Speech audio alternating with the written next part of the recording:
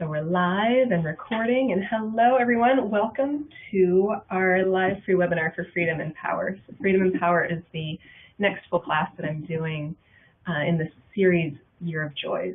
We're going to take a look at a key to transforming your life. One of the best, most important, as far as I can tell, is the number one key to transforming, and has been for me in my life. And we'll also look at why we don't do it. But before we jump into that, let's just take a moment, get comfortable, let your body settle in. If you've been sitting for a long time, maybe sit up, shake your tail, shake your legs, wiggle your face around. Let your body be alive, be not just an extension of your brain, but really actually feel that you have a body here.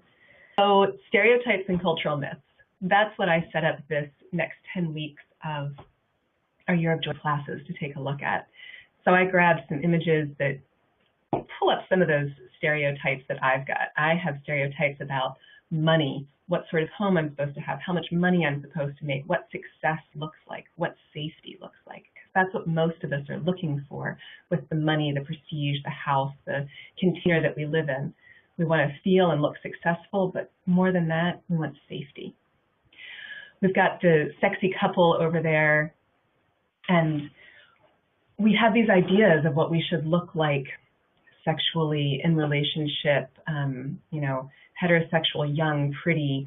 That's what we're sold over and over and over again. And so we look at that and we look, oh, satisfied, wanted, like somebody wants me to be here. That's something we all want to experience. We've got the family down there, two adults, a man and a woman. It's like, that's our stereotype of what family looks like in most of the United States at this point. Again, we've got the stereotypes. If I just have the husband and the two kids, or the wife and the two kids, or whatever, like somehow there'll be a sense of completion, of family, of belonging.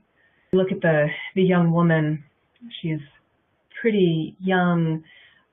Also, her eyes are downcast, and she looks demure. And I put beautiful and important there because I've definitely heard many women say they feel not seen, not visible if they're too old, too fat, too hairy, too different, too outspoken, like that they just don't matter, that they don't count, that they get overlooked. So I put important there. At the same time that we think this is beautiful and important, we also culturally, stereotypically like this image because she's quiet. She's non-confrontational.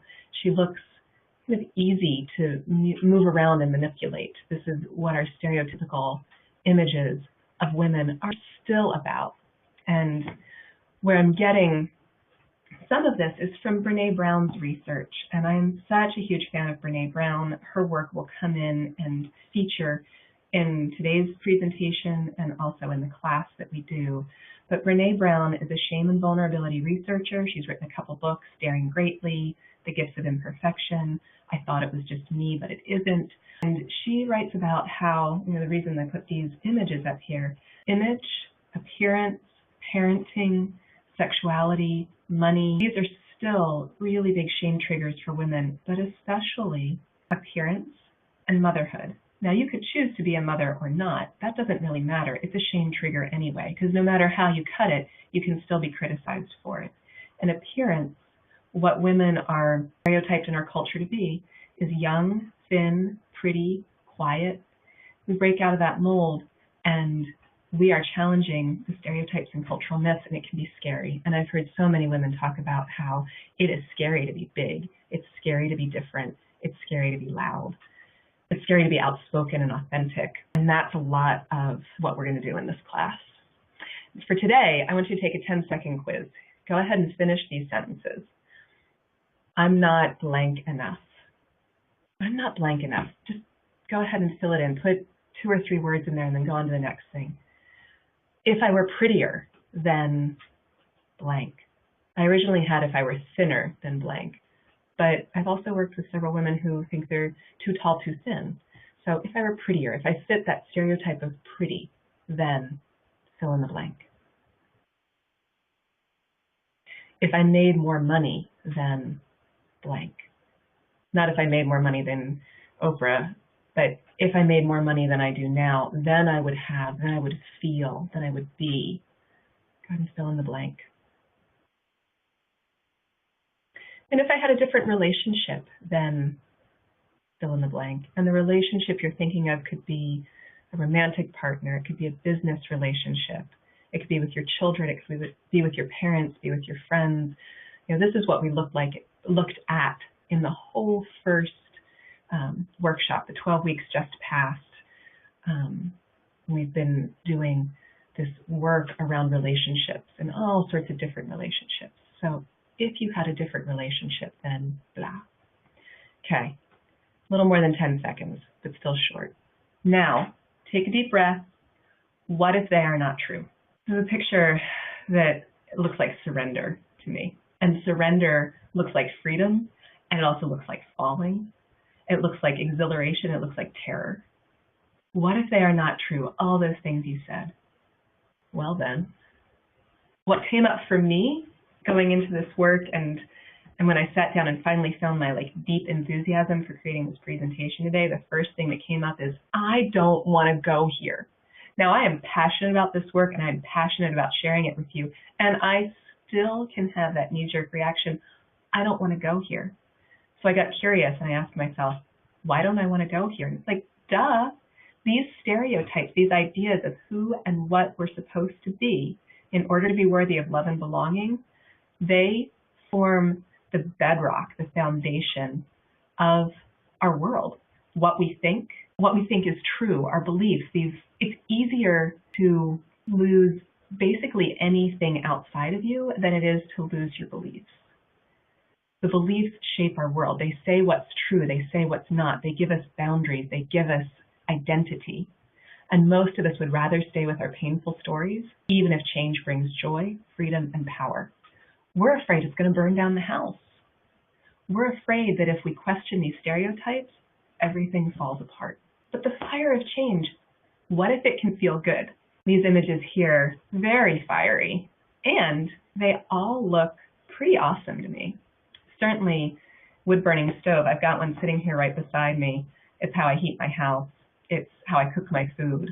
I really love my wood-burning stove, and sure, I can burn myself on it, but it's well contained. As long as I keep the fire within that wood-burning stove, it's of service to me, and it's not burning my house down. I also really like this image down here. It's so beautiful to me, and the fire is safe there too. It's beautiful, it's open, and it's a safe container.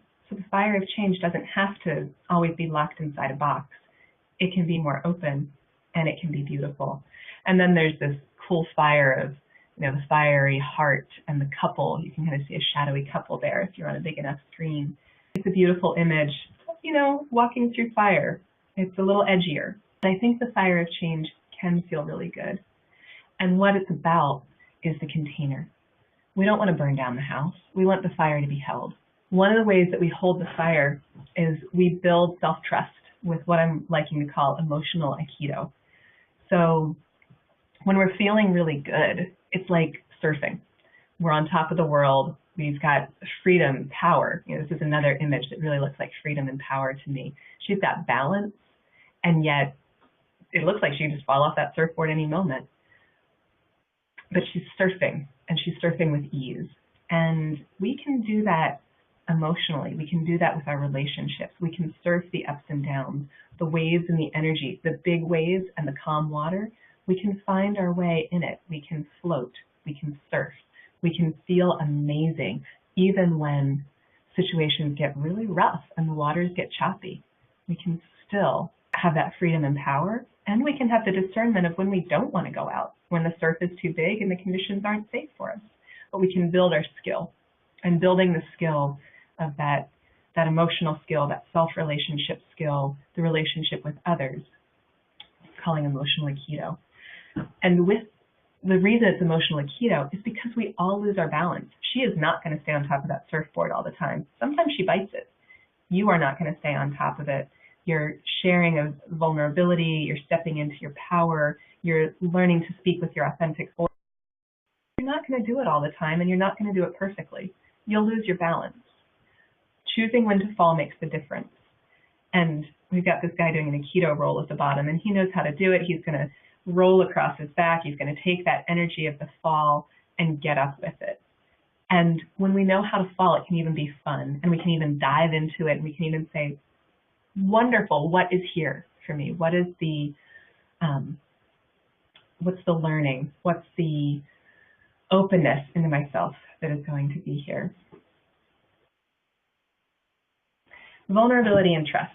We do lots around vulnerability, trust, courage, sufficiency, shame, scarcity. Those come in too. But vulnerability and trust form a positive feedback loop.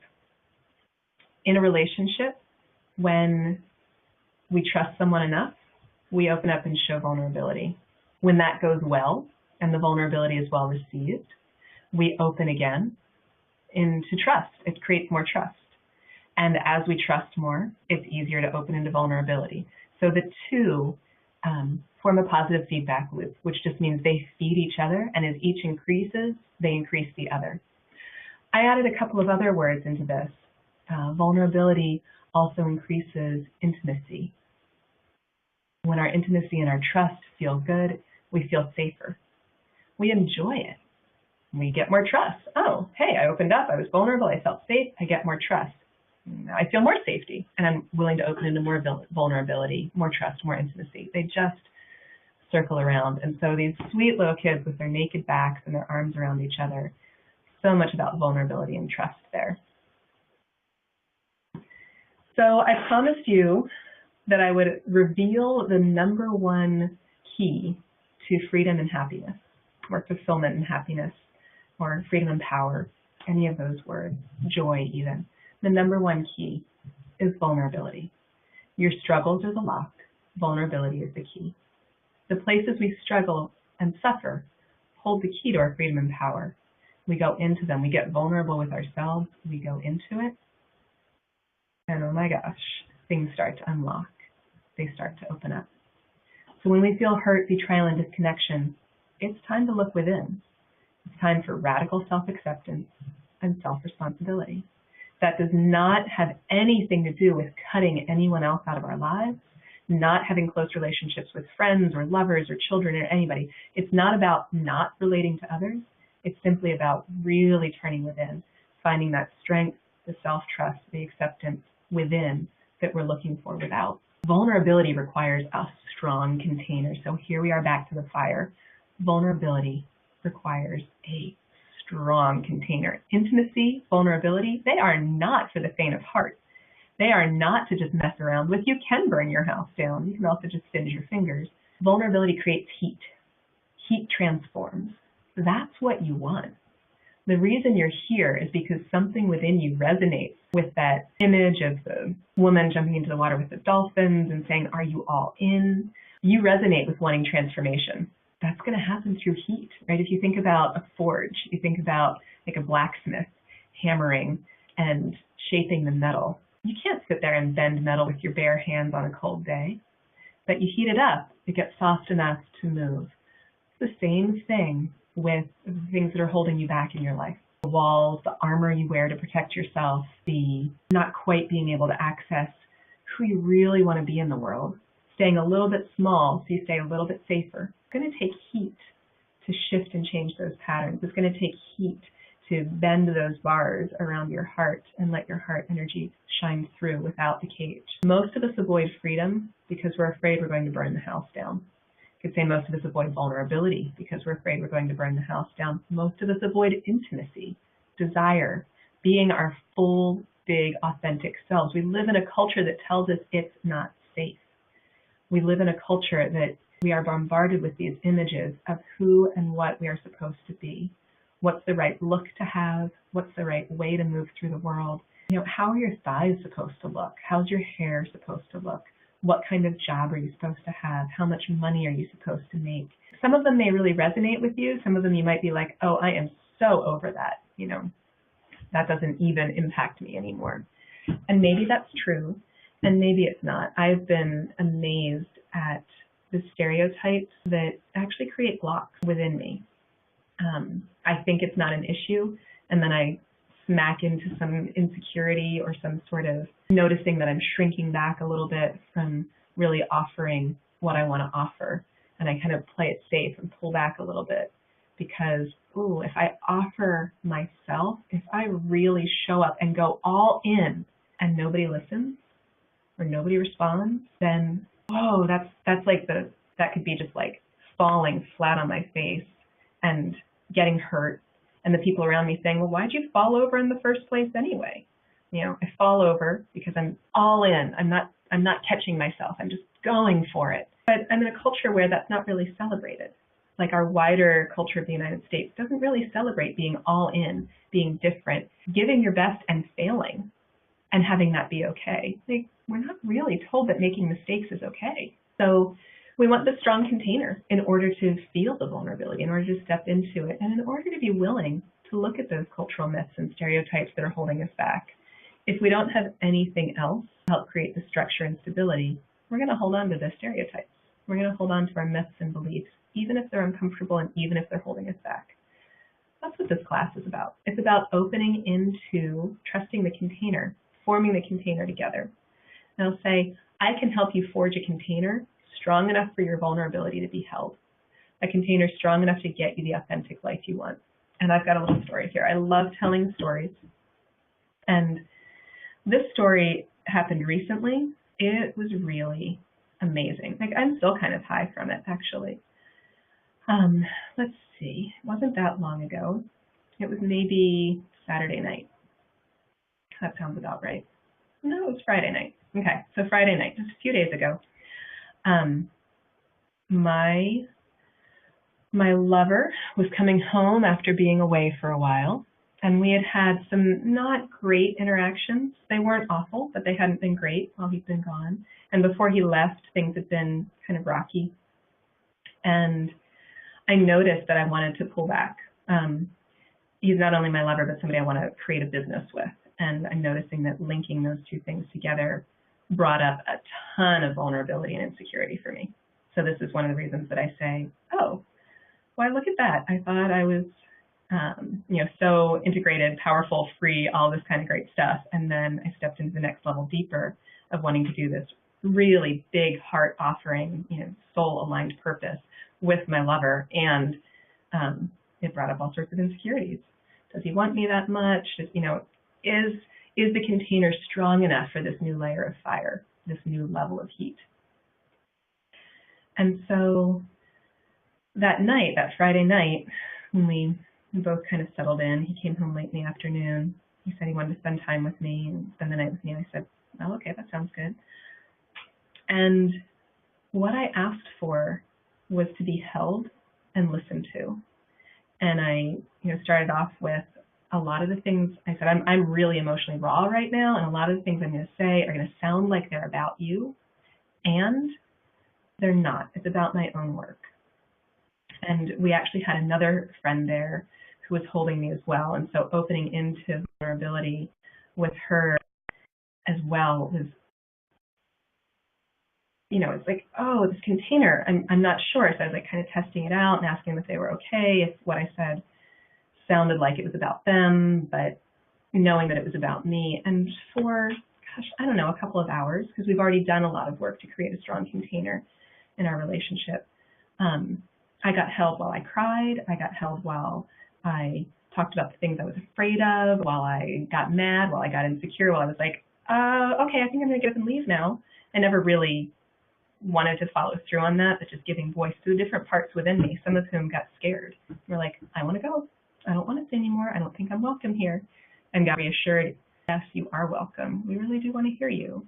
Got to be physically held, got to be held with their words, got to be held emotionally. And really, I had a very enjoyable experience. I got to be physically held. Eventually, my lover and I made love while continuing to do some of this inner work and this parts work. And to have the experience of being that vulnerable and that honest, being seen, being stayed with for a long time, and then having it be really pleasurable into this orgasmic experience was just amazing. This is the kind of thing that I want to help you have. This is the kind of thing that I believe I can absolutely help you have. I can help you learn how to wield your vulnerability with skill to create stronger containers. The class itself will be a stronger container. We'll get to practice within the context of the workshop environment and the different people that are registered and taking the class with you. But you also then get to take those skills outside of the class and start applying them to your life and the rest of your relationships. Because if the container is not strong enough and we just gush our vulnerability out, people can react with withdrawal, criticism, not getting it, like, huh, what was that? Or, scary, and running away. Again, vulnerability is powerful stuff. We need a good container. So I am feeling a great deal of gratitude. I am feeling and invite you to step into that space of gratitude, space of sufficiency. Imagining that you're part of a circle. There's a circle of people. They're so interested in this work. They're totally wanting to create this strength and container to see one another, to be held, to be accountable, to be present, to learn these skills. So we'll create a container of trust, vulnerability, and courage that is strong enough to transform shame, scarcity, fear, betrayal, stereotypes, and the pain of being unknown. We'll transform that into an authentic expression of you. This is freedom and power. And I say, will you join us? And I would really, really like you to join us.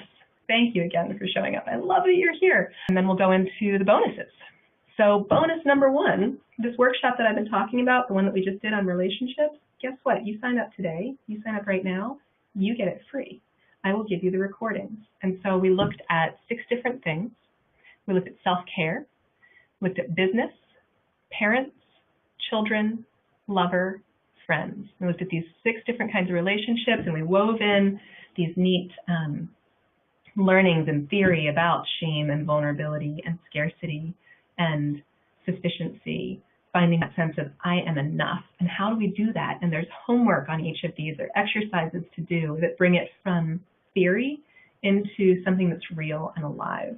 And one of the women gave me some feedback and said she has been a fan of Brené Brown for years. She's read a couple of her books, and she loved that the work that we did took that theory instead of just reading it and being like, yeah, I'm going to have a different relationship to shame now. Great. I read about it. It's there. She's like, yeah, but you read about something that's not really real yet. She said, but doing your workshop and doing the exercises and doing the partner homework created transformation. It actually created what I thought about from Brené's book. It created me being able to live that way. So I offer you the recordings of those workshops, 6 different classes, free. And the next bonus, 2 live one-on-one coaching sessions with me. You'll get the best of the group work of signing up for the class, doing the work together, and private coaching. So the private coaching helps really laser target what it is that you want to look at. It helps teach you some of the finer points of the parts work, which we will do, this emotional Aikido, how to roll into your particular challenges, your particular emotional places you might trip and fall off your surfboard and find salt water up your nose and sand in your shorts. Like, we can work with what's real and alive right in your life, and you get the focus of the attention for, somewhere between an hour and an hour and a half, usually right around 75 minutes are what these private coaching sessions are. We can tailor that to your needs. We have the URL to register for the class, the one that we're doing right now, is 10 weeks of freedom and power. And then we got image credits. So with that, I'm going to go ahead and open us up. We've got Margot on the line, and you've just finished the 12-week class, and we just did some one-on-one coaching earlier today. So I'm curious if you are willing to share anything about either of those experiences. I was about to push *6 and say, if you were offering nothing tonight but a one-on-one coaching, I would say to everybody who's online, sign up. My Lord, I had a one-on-one time today, and then yesterday Kassandra also did some work with another friend and me, both online, and I don't know what my other friend's going to do about it, but if she doesn't use it for a life-changing, then she's missed something of what happened.